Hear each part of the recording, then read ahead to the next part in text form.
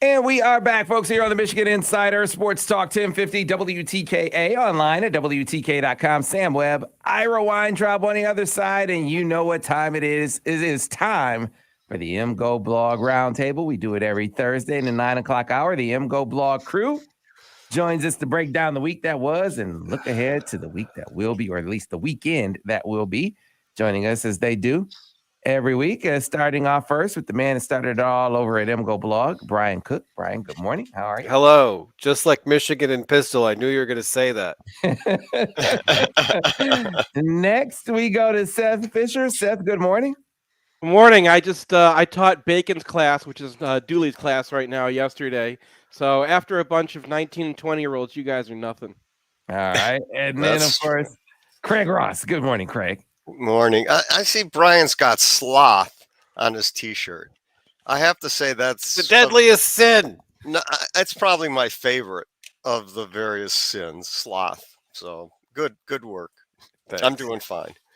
All right. So let's look back because I want to spend a healthy amount of time on Penn State. So let's get your takeaway, starting with you, Brian, from the victory over Indiana. Tale of two halves, it seemed. What did you think of that game? Well, the first half did have a lot of errors, and those errors really started cropping up right after my cart went down. So there's missed blocks, there's missed cuts, there's just a lot of stuff where you're like, okay, maybe this team is not 100% into this game right now, very understandably. And then they pretty much are able to find their level in the second half. You have that drive that starts at the 2 because of an offsides on the punt, and you get out to the 4 or whatever, and then you have back-to-back plays from McCarthy that should convert that first down. And he suffers a drop on the first one on what could have been a 96-yard touchdown and just doesn't care, right? It's fine. I got you. And then converts on the next play to Bell, and then they're off. And, he throws that pick, but that's understandable. I don't really have a problem with that. And then they managed to pull away in the second half. So kind of a trap game, win your clunkers. They won the clunker, and they won it by 21. So not too bad. Seth? Yeah, I mean, Indiana's offense is about making you screw up, right? That's the whole plan, is they go tempo, they put a bunch of tempo, they go over a whole bunch of guys on one side of the field. You're getting into the middle of the field as soon as you line up, and then you have 8 seconds to find your guy and get over there. And, a few times Michigan misaligned. That's what Indiana does, and they use sight reads to see, like, okay, is the safety over here? I didn't understand Michigan's setup. Maybe they just thought they could get away with it. Maybe they thought, like, hey, Sainristil is just killing guys out there. Sainristil had a great game, and things could have gotten a lot worse based off of what Michigan was doing. They were not. They didn't like game plan for Indiana. I think that they sat there thinking they're gonna practice their stuff and do it from their base set and see if they can actually play this way. Sometimes they could. I mean, they didn't get really gashed. They were giving up 9-yarders. The only big play was Moten missed a tackle on the running back, and then the silly one where Bazelak throws it off his back foot, not even looking, and it somehow gets down to his receiver. But it was a test, right? Like, let's see if we can do this. Let's see how much we can just sit in our base coverage and deal with all this craziness. And eventually they just said, okay, no, we're going to have to adjust to it. And they did, and they adjusted. And that was it. Because as soon as you get Indiana long down, they have to pass protect, and they just have no interest in doing that. Correct? Yeah, well, nothing follows from following. And I'm not sure that the heart injury or seizure implied much in terms of team play, at least. I do think this was a trap game, and Michigan had to have been pointing for the road game at Iowa, which was obviously a big game, a hard one for them, and then coming back to play Penn State. And in between that, you've got Indiana on the road, and Indiana is a competent team, and they're well coached, in my opinion. And so this was, to my way of thinking, it was always going to be a hard game. And then in the first half, you had a sequence of things that were sort of bad luck. I felt the one pass off the back foot was a fluke, in my opinion. And a couple of, let's not talk about it, official calls. And a few other things that happened. We're waiting for that, Craig. Come on. we're Well, like, Yeah, they sucked. I mean, I'll we just were like, leave it oh, at we're going to that. have Thursday off. We're just going to Yeah. wind up Craig and let him go, and then you Yeah, can kind of, that can be the and podcast. it was, in my opinion, the worst officiated game Michigan's had this year. And but leave it at that. It was going to be a hard fight, but in the end, they completely dominated the second half. I thought JJ had his best game of the season. I mean, our of his career. I think uh, my thoughts coming into the season, the same as many people, was where do we get a pass rush? Well, seems like somehow so far we have more pass rush. Well, And I mean, that offensive line is a disaster. So yeah, I agree with you that particular the right tackle is a disaster. We've seen a lot of poor right tackles this year. It seems like, but still, they've still got what 22 sacks in 6 games. That's a ton. I know, And but Indiana, I think they got too much pass rush.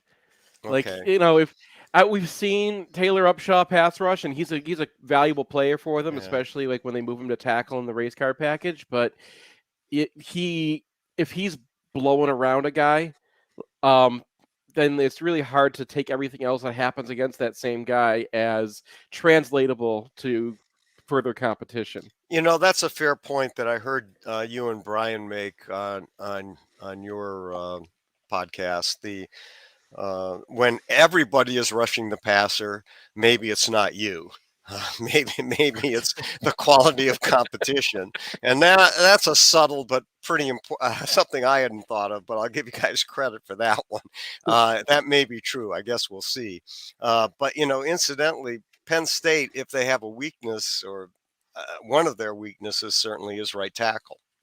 I mean, we're again this week going to see a right tackle who hasn't been particularly good in pass pro in the past. The thing that I came away a bit worried about, and maybe Brian he's looked at the offense, can disabuse me of this, but I wasn't that impressed with Michigan's run blocking in particular this week. I felt like we didn't do a great job on Corum's 51-yard run, which was a touchdown, incidentally. On that run, I mean, that was all Corum. I mean, there was nothing there. There was nothing there. I mean, he went through 4 guys who were unblocked on the stretch. So, well, if we want to talk about this, we got to talk about the nature of the Indiana defense. mhm. So it was the complete opposite that we saw last week from Iowa. Iowa was content to sit with 6 guys in the box, have their linebackers read and react, and rely on their defensive linemen to do something right. And that didn't really work out for Iowa. Indiana doesn't play like that. Indiana is a team of maniacal aggression. And it's not every play, but when they think they have a beat on you, they're sending everybody. So that was one of 5, 6, 7, 8 plays where Michigan is running into effectively a corner blitz. And if there are a couple plays that indicate that these are specifically run triggers. So if you show run action, those corners are going to come. And if you don't, then they are going to drop into coverage. So what happens is you get these linebackers firing at the line of scrimmage. You have these cornerbacks activating on run action. And it's just impossible for your offensive linemen to do well in that situation. So it was a series of unfortunate events because they had a great call. To Brian's point, they had a trap corner, and then Michigan is running a stretch play into a trap corner with a safety rolling down, and your edge guy totally missing a block. Like, well, he's missing that block because you get that activation on the outside. So that guy knows he doesn't have any edge responsibility, and he's just firing straight up field. And that level of unpredictability makes that block hard to make. And I guess you want him to make it, but your job as the offensive coordinator is to make the opponent your blocks easy.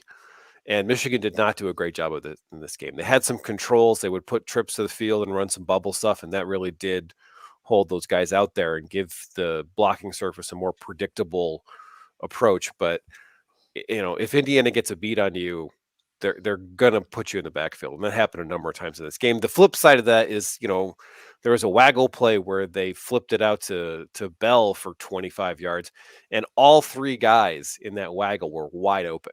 So if you can catch these guys and fool them, yeah, they will give you a chunk yard play, and they'll have three guys back playing soft so that they just don't give up a touchdown. But I thought that the play calling sequencing in this game could have used a little bit more play action. And by a little bit, I mean a lot. Yeah, I don't know what it is. They don't. I mean, they ran some play action. That has not been on the menu very much to date for JJ, and I don't know why. I haven't even. That has not been a line of questioning for me. But I look at it like I wonder what the narrative for this game would be, because I feel like a lot of it was shaped by Joel Klatt in this contest. I wonder what it would be, because the one that kind of sticks out to me was when JJ he drops back and he throws a ball seemingly to nowhere, right? It just drops between where Joel that one got have been. I'm pretty sure. Yeah, He got hit on that release. he got hit. Yeah. But he said that he overthrew AJ Henning on the play, which he didn't do. He didn't overthrow AJ Henning. He was trying to get the ball to Ronnie, who had a one-on-one, going to the post with the safety on the other side of the opposite hash. You hit that, or you get the 96-yard touchdown. I don't think people are like, oh my God, what happened to the offense in this game? Well, sure. I mean, there are some plays that you could have made that you didn't make, but there were a number of tackles for loss in this game that I don't really think Michigan had a chance to block. And particularly, I mean, Klatt's talking about the motion stuff, and that's a red herring. That, like, I've tracked that. I think Borges that's tracked nonsense. it. And like what I did is I actually thought there was something to it, but what I thought was the case is if you Michigan motions a tight end into the box, that's going to be a run. I didn't really. There's a tendency there, but it's not rock solid. What is rock solid is that Michigan has played 3 Big Ten games, and every time they've been in pistol, it has been a run. Every time. Yeah. We're talking about 30, 40 plays at this point. And there are a number of times in this game where Michigan goes pistol and Indiana just sells out. And I have no idea why you would do that. Like, I'm sure we're going to see some play action from pistol against Penn State, but Penn State's not stupid. They're gonna be like, oh, they haven't run from pistol in 3 games. Okay, well, they're going to do it against us because it's a top 10 matchup. So I just don't know why you wouldn't mix it a little bit. I don't know. My only speculation would be, okay, well, you must be setting something up. Yeah, but it's too obvious to work. Yeah, if you're loading up this much, Penn State's going to be like, okay, what's the play action off of that? And they're going to practice that. I mean, it's not subtle. Let's see them do it. Let's see. Unless you're going to dump the entire package, unless you're going to be like, okay, we just made Penn State practice against pistol and against all the play action, then you just don't even have it in the system tomorrow. Like, I mean, that's the only way I can imagine them using it as a real setup.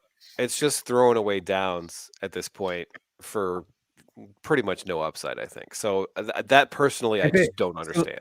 If it sets up the way, for instance, they set up, Iowa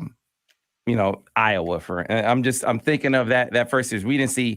We saw one counter in that game, and it was a counter reverse.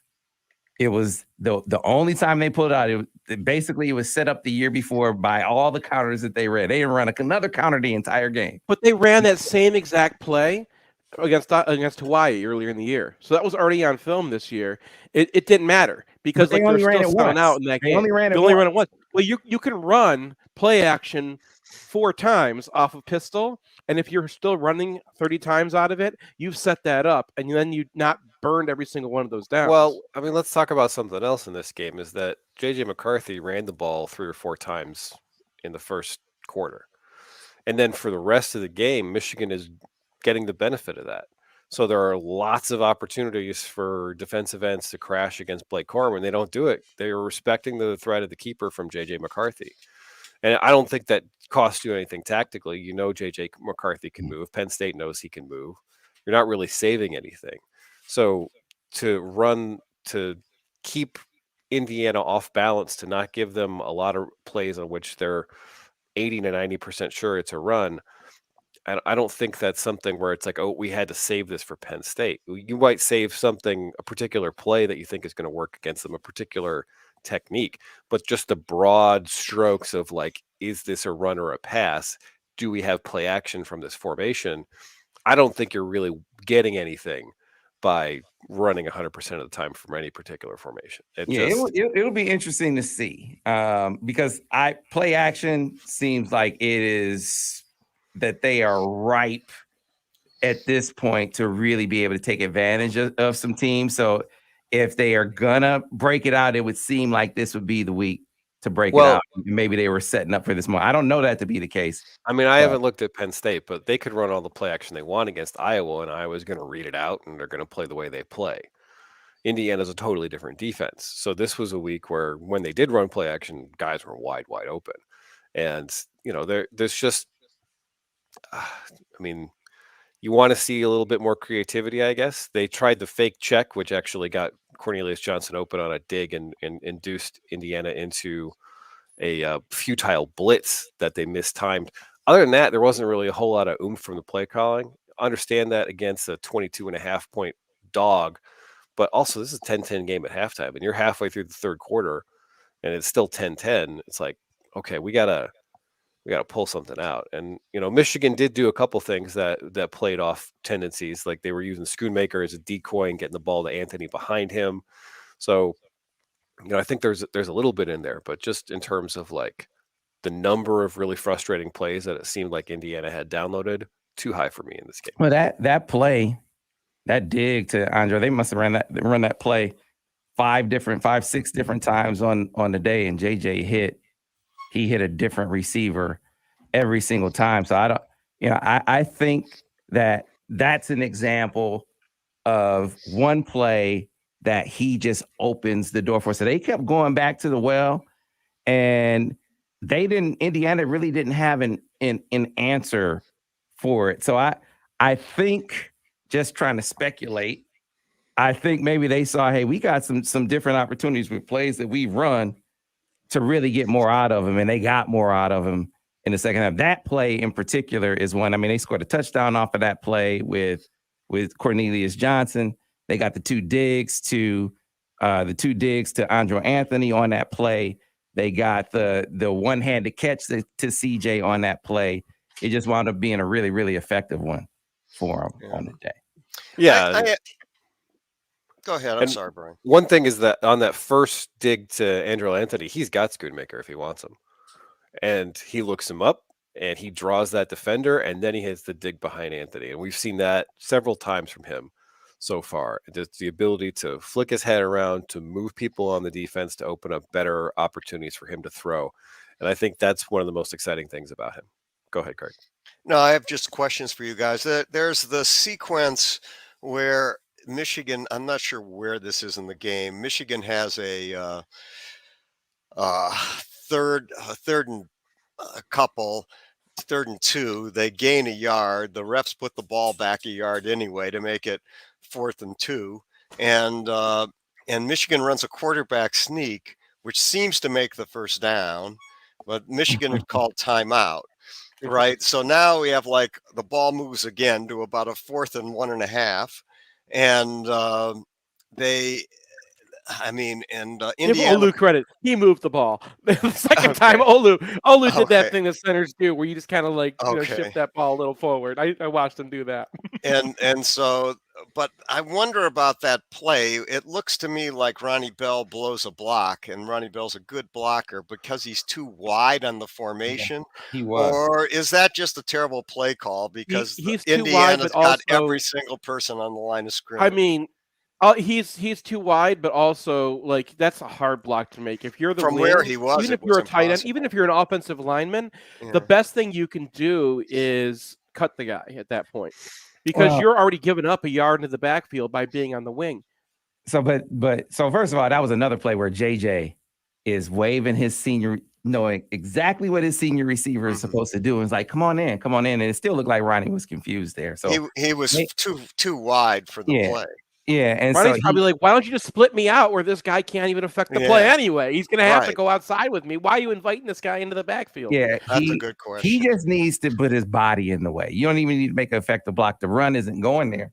If he can just put his body in front of him, cut him, or run some interference, that gives you enough room to make that play. But he was not even in the front. I don't think he got the call.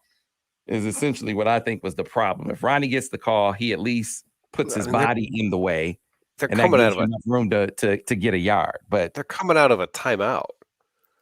You didn't get right, a call coming out of the timeout. I'm not saying that he should have been in that position. He should have gotten the call some kind of way, but clearly he was confused. You could see it after the game. We were looking at he has his arms up like, what was I supposed to do? I don't know if that's what he said, but it certainly seemed like that because JJ's waving frantically, come in, come in, come in. He comes in, but he doesn't come in all the way. They snap the ball. Guy goes right across his face and makes the play. So, And I mean, I don't want to get Craig started on this, but I mean that spot was impossible. Yeah. So Michigan's was lining up to go for a sneak because they're like, okay, we got a half yard to go, and then they're back at the. They're back as if that gate and like, folks, Edwards had not been touched by the time he got to the line of scrimmage. Like I have no idea what these officials were doing all day. These guys are idiots, every single one of them. The number of calls in this game that were just like, why? Like you get the Harrell thing. Honestly, the personal foul on Indiana for the late like strip of the ball, that's not violent. That's not gonna hurt anybody. That's completely He's just stripping unnecessary. the ball out afterwards. Like you could just, okay, stop. Tell him stop. Right. Yeah. Just like, don't do that again. It's just, they were awful, and it wasn't just against Michigan. I agree, they were awful. But the second question that I got for you guys is, Trente Jones going out is, I don't know how much of a big deal. I mean, I felt Barnhart pass pro'd pretty well, and I'm not sure Michigan has any loss in pass pro with Barnhart versus Trente, but they probably hurts them some in the run game, doesn't it? And I don't know how he graded out. That's been the contention. I really want to know what UFR said now. Yeah. well, I haven't added up the numbers, but Barnhart had one fairly big error where this might be an intentional. I think they call it wind back, where you're intentionally cutting to the backside of a zone play, and it might be that the Indiana linebacker just made a great read and didn't take the bait, but he just completely whiffs on the 18-yard corner run, and then he turns around to go chase the guy, which you can't do. Like if you miss a block, you just got to go find someone else. But in terms of like, did he move Indiana guys decently? Yes. Did he mostly get his blocking assignments right? Yes. So, I think there's probably going to be, there's obviously going to be some downgrade. There's a reason Trente Jones was starting. But I think in terms of like, do I feel relatively confident about this position going forward? Yeah. I mean, I don't want to see him against, I don't know, Arnold Ebikite, but Ebikite is not playing for Penn State this year. So, right. Yeah. So I feel like I think they'll get by. Yeah, I mean, my guess is Trente's probably gone for a few games at least. High ankle sprain is like that's kind of like one of those things where like guys try to go and it bothers you all season. Yeah. If you get him back by Ohio State, that's a win, in my opinion. Yeah, I would agree. I had another question, and this one is more. This is a good break point. This is a good break point. So we'll take that pause as an invitation to take a break. We'll actually get some viewer questions in as well. Been trying to do that more lately. People are like, hey, why don't you ever take user questions? I'll try to get some in. On the other side, we'll also talk some Penn State. We got to get into the Nittany Lions. Want to spend a healthy amount of time on them. Some more MGoBlog Roundtable on the other side here on the Michigan Insider on Sports Talk 1050 WTKA, The Ticket. We're on the radio. All right. I don't think Craig said this. Did Craig say the Coach Hart's emergency shouldn't have affected the whole team? No. I said that you can't, that's no. I mean, yeah, I just said it's hard to know. I mean, it might have affected the whole team. I mean, it's possible. It might have affected, I don't know. Yeah, I mean, we're not psychologists, and we're not Yeah. even like specifically talking to those guys. That's a question to ask those players. That Yeah. like what was what did it do to your game preparation and everything like that. But that's not something that like fans are going to sit around and be like, oh my god, the heart thing changed things. Obviously, the heart thing changed things. It's just I made this point on the podcast too. We're not the people who can tell you. The players are. They're the ones who are affected emotionally by it. We're Well, not being able to even the describe. players are probably not going to be like, Yeah. oh yeah, that is the reason that I didn't make this block, right? Right. Yeah, Right. I mean, it's They just said it definitely was. I think it was jarring for coaches and for players and coaches, because the coaches were like, oh my, like what? It seemed like the way it was described to me, it was awful. You thought he was dying. yeah, well, it's So- understandable. And So- and it's terrible, and we all hope that Mike does okay, and this isn't something indicating some serious problem, but but whether it impacted the game or not, I don't think any of us. You think it did? I think it did. I mean, the missed cuts. I mean, missed blocks one thing. Missed cuts by those guys. Those guys, Blake Corum doesn't miss cut. Yeah. Even Donovan, you looked at him against the Iowa game. I was amazed by how sharp he was versus Iowa.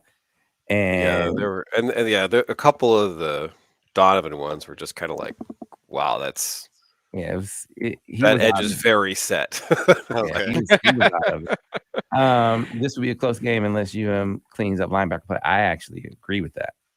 Yeah. I mean, they were using more Jimmy Rolder in this game, and Rolder, you can see how he's going to be a good player, but still very much a true freshman. And like the fact that they're using him shows you that Mullings is really not the answer either. So you're like, okay, you got Barrett and you got Colson. Colson is still learning on the job, and every game there's like, okay, there's 9 great things that I liked about that he did, and like that's you can see that coming, and that's much better than last year when there was like 4 good things he did, but you're like, wow, this is gonna come, and then there were still 9 bad things, but there's still 9 bad things. I think it's just in general. I mean, I think you could point out instances where all those guys have gotten beaten in coverage, and in this game, it was, I think the first one might have been The first play of the game. Yeah, well, the first play of the game, McCarthy Page is involved in that too. So Page, they're not lined up correctly, which is, what's Indiana going to do? They get in exactly what they do, and so Page comes down late, and then a guy releases, and Page is coming down because he looks like they're going to go for that screen to the running back. So Page is screaming at the running back, and Colson's backing up, and those two guys I thought were supposed to have the opposite jobs. I thought Page, because he all of a sudden bails. He's like, oh no, and like freaks out and turns around and chases the guy. What play are we talking about? The touchdown? No. This is a play that just went to the running back where it was open to get to the seam, but like, they throw it. They open with a fake screen that they're trying to hit the seam. They have it, but they don't throw it because Page sucked up on the action, and then Colson drops off the running back too. So like both these guys are kind of in no man's land, but. And then Moten only got 14 snaps in this game, and I think like 3 or 4 of them are real bad. So that's a concern too. Yeah, Page definitely passed back Moten. on radio, guys. He started and played a lot more than him. And then, Moten had the big missed tackle. And we are back, folks, here on the Michigan Insider Sports Talk 1050 WTKA, online at WTK.com. Want to remind you that our friends at Brighton Ford, great deals this month. There are super exciting deals, as a matter of fact, at Brighton Ford from now through October 31st. Well-qualified lessees can lease a 2022 Ford F-150 for as low as $437 a month, or a 2022 Ford Edge for as low as $329 a month, both with only $2,000 down. No better time than the present to get on board with Brighton Ford. Go to BrightonFord.com, call 1-800-NEW-FORD, or make it out to the lot at 8240 West Grand River Avenue in Brighton, Michigan. And so, guys, any more takeaways from Indiana before we move on to Penn State? Because this Penn State matchup, they're going to be seeing the best running back to date that they've seen. And this is the potential to really test or tax the aspect of the defense that maybe has been over the last couple of weeks, the aspect of the defense that's been sort of attacked the most, and that's Michigan at the linebacker level, especially in coverage. I have a question for Seth before we get to Penn State. I mean, Vance Bedford on your interview this week seemed to be saying that he felt Jamon Green was just a slice above Turner as in his corner play at this moment. Did you hear that the same way, Sam, or am I misconstruing what Vance said? In this game, he talked about he really likes DJ. He talked about the free release. The free releases that he was given with an eye on with an eye on Penn State, but mainly Ohio State, and wanting to see him tighten up on that aspect of things, because he felt like that's going to be an attack plan if he's going to give free releases, and you're not going to see that from Jamon. You're not going to see Jamon giving free releases because Jamon doesn't run like DJ. Vance's point is it doesn't matter. I don't want any of my guys getting in foot races. This is going to be an extremely hot take, but I think Indiana's receivers are well coached, and I think that Ohio State's are actually not that well coached. Oh, Ohio come State's on, man. Come on, well, just move on. They are insane. so talented. No, they're so good. That's insane.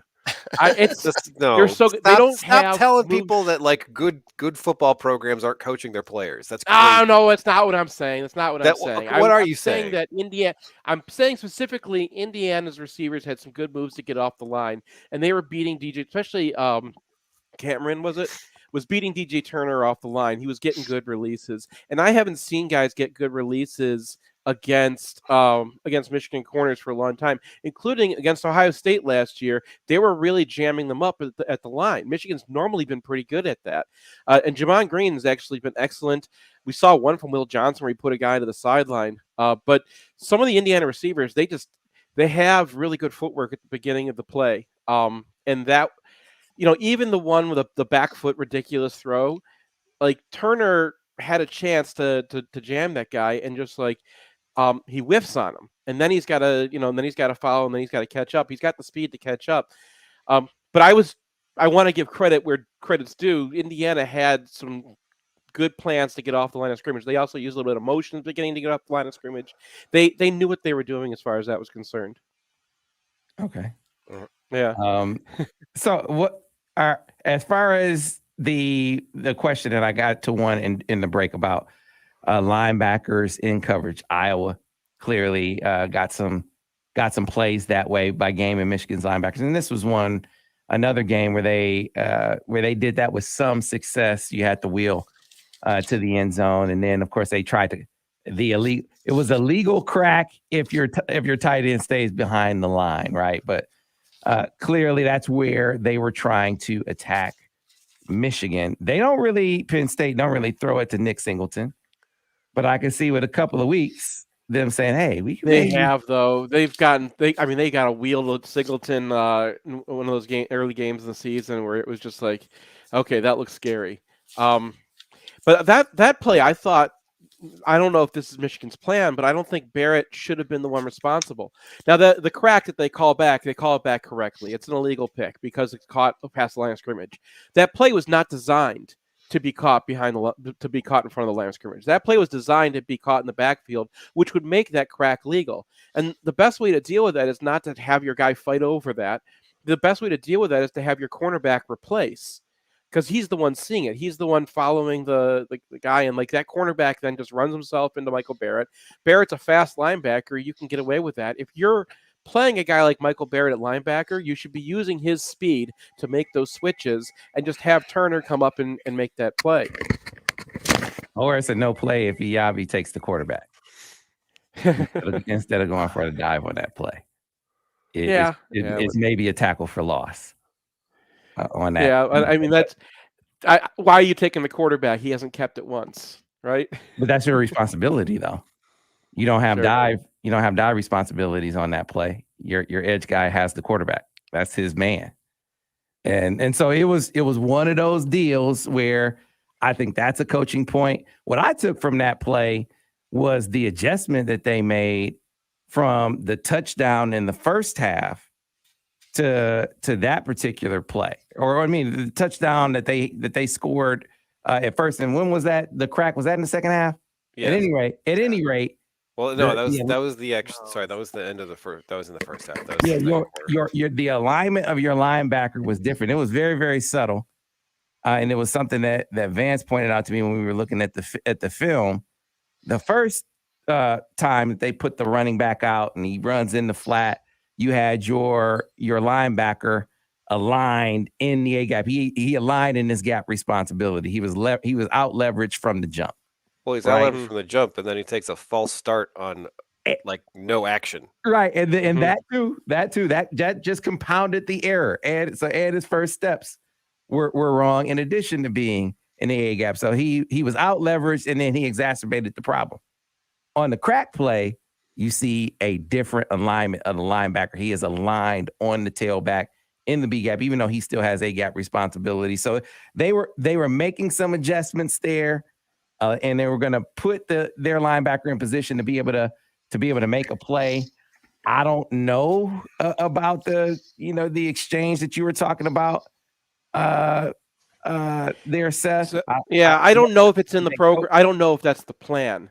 I'm saying that if you're using Barrett, I know if you have Nikhai Hill-Green in there, maybe that is the plan, because what you don't want is Nikhai Hill-Green having to chase a receiver after that, right? Because if they're switching, then DJ Turner's receiver is now the linebacker's job. When you have a guy like Michael Barrett, who came in as a quasi-defensive back, and that's the guy you're playing, that's how they played when they had Glasgow, when they had Jordan Glasgow playing linebacker, right? He's more of a safety type. You protect him by having the defensive tackles take doubles, and then you actually can do more of these switching because he can take on more coverage responsibilities like that. Yeah, so let's jump into Penn State, because we went too far farther in Indiana than I wanted to go. So that is something that I look for defensively for Michigan. As you look at Penn State's offense, what do you see? What sort of maybe is the most problematic? I mean, what do you think of at this point? Do you think they have buyer's remorse about not choosing Will Levis to be the guy? I mean, what do you think about Penn State's offense? Well, I mean, it's just hard to tell because, like, I mean, Northwestern was played in a monsoon. They're in a game against Central Michigan in the fourth quarter. Auburn's awful, and Purdue's defense is pretty wobbly. So what it looks like is Sean Clifford is going to get hit, and his efficiency is going to drop off considerably after he gets hit. And they don't have a Jahan Dotson on this team. They got a couple transfers who are decent. They got Parker Washington. They don't have a guy who's going to take the top off the defense like that. And also, DJ Turner gave Jahan Dotson the business last year, so I don't think that he's going to be intimidated by anything that Penn State is putting out as a wide receiver. So really, you're just looking at, like, can you stop the run against this team? And I think so. Like, historically, Penn State's offensive line has not been very good. And then, you get into the stats of these guys, and it's like, okay, yeah, they put some numbers up against Central Michigan, but I mean, they just haven't played a team that really has a run defense in anything approximating normal conditions. Are you guys buying Michigan's pass rush at this point? I know we talked about who they played. I mean, but you look back at last year's team, and they had 14 sacks through 6 games. It wasn't like they playing big time teams in the first 6 games last year either. And this team has more sacks at the same stage by a considerable margin. Here's what I think is real. I think Mike Morris is real. His technique is excellent. His strength is excellent. And he did a little bit last year too. I think Mike Morris is real. I think Yabioki is actually real. The level he was beating Indiana's guys was just higher than what he was doing when the other guys were. I don't think Upshaw is real. I think that he's a effective pass rusher from inside and a smart pass rusher, so he's really effective on stunts and stuff. Upshaw got 10 snaps in this game. So, I think Alex, prior to the season, was sort of talking about the Upshaw line, where, like, that's Michigan's floor. Taylor Upshaw is not going to suddenly transform into a high-end pass rusher. So, like, Upshaw snaps are a pretty good proxy for like, all right, do we get some pass rush from our ends? And we saw Derek Moore turn in some pass rush. We saw Oki, like, and I do think Morris is exceeding our expectations because we were like, oh, that guy's Chris Wormley, and I don't think Chris Wormley ever turned in this sort of consistent rush over a number of 3 to 4 weeks. Like he'd flash, he was really good on stunts, but in terms of just like one-on-one beating a tackle. We didn't see this level from Chris Wormley. Yeah, and I So wonder, you guys, I wonder if we'll see more snaps from Derek Moore. I feel like that dude of the guys that we don't see a lot, when he gets in there, you feel him physically. oh yeah, Yeah. like, he's supposed to be just this guy who's a flash off the edge, and you look at him and it's like, okay, that's Taco Charlton as a senior. Like Mhm. this guy is jacked, and his rep as a recruit was a guy who just tries to get around the corner, doesn't do anything else. They changed that. He's already going speed to power with consistency and effectiveness against bad tackles. So I think it's coming. I think, you're talking about Oki on the goal line not executing his assignment. That's like 110% what it's got to be for Derek Moore, right? Mhm. True freshman, did enroll Right. early, but just a guy who they probably can't rely on to execute his assignment every time because he's a freshman. So yeah, I mean, I agree with you. Like if they can find situations where they can put those guys out there, and they did.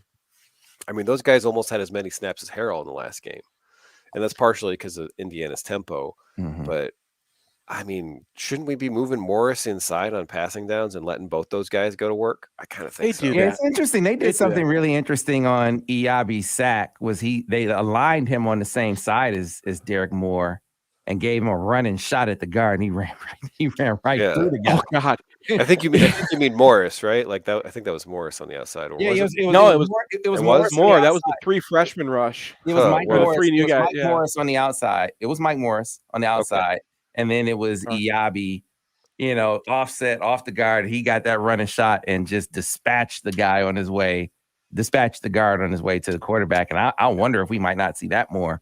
See them align both of those guys on the same side and see what happens. Because I agree with you guys. I think Mike Morris has been the best player on the defense so far. Vance was a little up in the air. He said he thinks it might be Mikey Sainristil, which, I mean, you can't really argue. That's not a bad take Yeah, right you now. can- He's you been can't doing- argue with someone Yeah. who picks Mikey, but Mike Morris has been the deal. Let's go to the other side of the ball, though.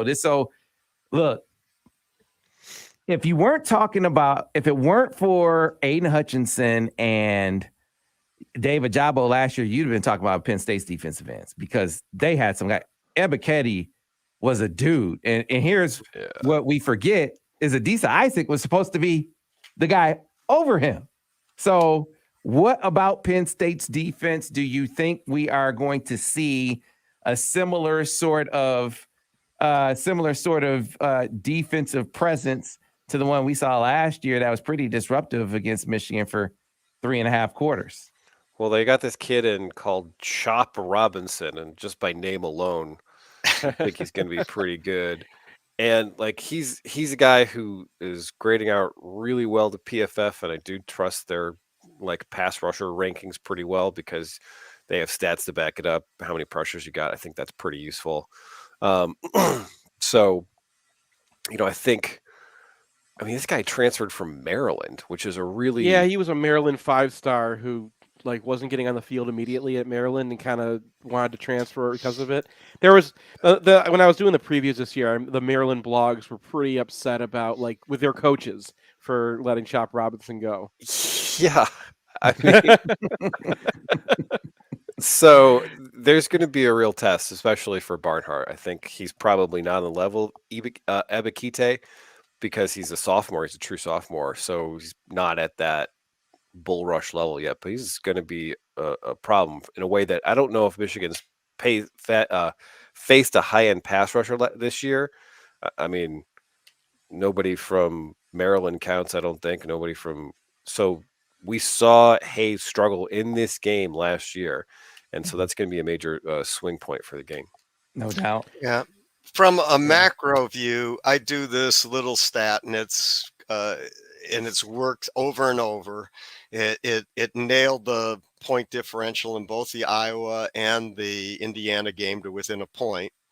and it's net yards per pass attempt. You have to tease out the sacks, and it has Michigan by 13 points better than Penn State on a neutral field with neutral turnovers, 0 turnover impact. So I in the big picture, the numbers, or at least my numbers, seem to indicate this is a game Michigan should win. Now I was concerned about uh, quality of opposition. I thought maybe Penn State had played a tougher schedule, but when I looked at it, that's not really true. Auburn is terrible. I didn't realize how bad Auburn was until I looked at the fact that they struggled against San Jose State at home, won that by a touchdown. They beat Missouri at home by a field goal. That's just not a good team. And so they're not much of a measure. And then the other teams, Northwestern might, it was in a monsoon, as Brian pointed out, and they beat Purdue by 4. So their internal numbers really aren't all that good. And I mean, they're okay, but they're better than average numbers, but they're not great. And so that element of it makes me feel pretty good. In terms of the individual matchup, so I'll leave that to Brian and Seth. I don't know. What do you think I'm of a little worried their about secondary. What about their Penn State secondary, which I think is They're actually good. pretty good? Yeah, they're good. I mean, they got Joey Porter, who's very established, probably the best cornerback in the Big Ten. Sorry, DJ. And the opposite, and they got Kalen King out of Cass Tech, he was good for them last year, and he's really taken a step forward this year. He's kind of on the borderline of a star as well. Their defensive tackle. I mean, PJ Mustipher is back, and that guy was a real problem for Michigan a few years ago. We didn't face him last year. But his whole thing, and this has been a kind of a Penn State thing for years, is he just dives in the backfield every single time. So I would love to see some of that old Harbaugh stuff where like they trap a guy, like mess with those tackles, please. Like these guys will step forward, hell or high water. I especially saw it in the Auburn game, and Auburn originally was taking advantage of it. Auburn's not a very good team, so they couldn't really get anything once, Penn State fixed a couple things up. But even they were moving the ball against Penn State just by trapping those linebackers and running traps or whatever. But yeah, their secondary is a whole other level. Like Iowa stayed back. They've got the great pair of corners in the Big Ten, and they kind of were playing off so much that it didn't matter. But Michigan didn't really get to use their receivers so much against the cornerbacks. Even when they did, you remember the one play where like Ronnie Bell wants to go deep, and McCarthy wants to just throw the out to him, and Bell fixed that last week again, but. This is the kind of team that you're going to want to come under. Like you don't want to mess around with these cornerbacks. They're playmakers. Then they got this Jonathan Sutherland, who was a safety last year. They moved him to kind of a quasi linebacker. He's pretty decent in there. He's been on like 37 years, man. Yeah, I know. 6-year senior, yeah. And then Jair Brown and Keaton Ellis, we saw them last year too at safety. So, I mean, they've got a pretty decent secondary. Manny Diaz knows what he's doing. He's a numbers guy, a pretty modern coach. So, I mean, he was Miami's head coach last year. So, like, this is not like a big downgrade from the Brent Pry defenses that gave us trouble in the past. I mean, their results are pretty iffy just in terms of like total yardage against teams that they should be dominating. I mean, Central Michigan was basically dead even, and that game was a game into the fourth quarter. Purdue, basically the same. Purdue's a pretty good team this year, but it's not like they dominated them in terms of like win expectation or that kind of thing. So you feel like a team like Michigan playing at home, like coming off, their clunker and probably refocusing a lot this week. I mean, I feel like this should probably be a comfortable victory. Penn State has not really put up the kind of games that you would expect that a team that is really going to come into Michigan Stadium and give it to Michigan should put up. So, I kind of feel like this is going to be there for the taking. Now, it's not going to be a blowout. It's going to be a game, but I think it should be clear that Michigan is the better team by the second half. Yeah, I like JJ's progression heading into this game. I agree with you, Craig. I think Indiana was his best game, and I'm not just talking about looking at it from he threw for 300 yards. I'm looking at his command and his progression reading was on another level in that contest, and that is heartening it's encouraging heading into this game where I think he's going to be under more duress. I think the windows are going to be tighter against this secondary, and so, but I think to the point where it's reasonable to still be able to expect him to still be able to make plays. I mean, for him, the tightness of the window doesn't matter. It's does the window exist? Right? Like the interception, there's no window, but it's right on Ronnie Bell's face mask. Yeah. So, like, you know, he did have some iffy throws in this game. There was the one that Bell had to bail him out on and prevent the interception. But in terms of just like accuracy, he's got it. So, like, I'm not that concerned that the defensive backs are going to be a little bit closer. Also, I need to stick up for Ronnie Bell's separation in this game. There have been a lot of people on the internet who's like, our receivers can't get any separation. Okay, blatant uncalled pass interference on a two-way go that should have been a touchdown. And the other one where he threw it deep, the Indiana cornerback, who's Tywan Mullen, who's been pretty good his career, gave him an 11-yard cushion. So, no, he couldn't make up an 11-yard cushion on like a 30-yard route. So let's cool the jets on Ronnie Bell not being able to get open, please. Is the weirdest thing that there are still like Ronnie Bell haters out there, and like there's what? Maybe one guy just keeps on creating new Twitter and MGoBlog accounts just to like troll us because he hates Ronnie Bell. It's so weird. I do want to point out real quick, real quick on this team that like Michigan last year, it was the game the game was a really close game, obviously, but Penn State collected all 4 fumbles from that game. And like when you looked at the yardage and like the breakdown of that game, Michigan was by far the better team. So you have a slightly worse Penn State team, and Michigan seems to be about as good when you add up the offense and the defense and whatnot as they were last year. And they're at home. Like, unless you have some weirdness, I feel more comfortable with this year than last year. Gotcha. All right. Absolutely agree. Winner? Who wins? Seth, quick. Michigan 42-27. Craig. 28-14 Michigan. Brian. 31-17. Michigan. Yeah. All right. That'll do it for this edition of the MGoBlog Roundtable here on the Michigan Insider. Quick call for anyone who wants to join us inside the Bud Light Victor's Lounge. Be caller number 7 at 734-998-1050. You'll be with us on the corner of Stadium and Main. We do the key bank countdown to kickoff. We'll see you on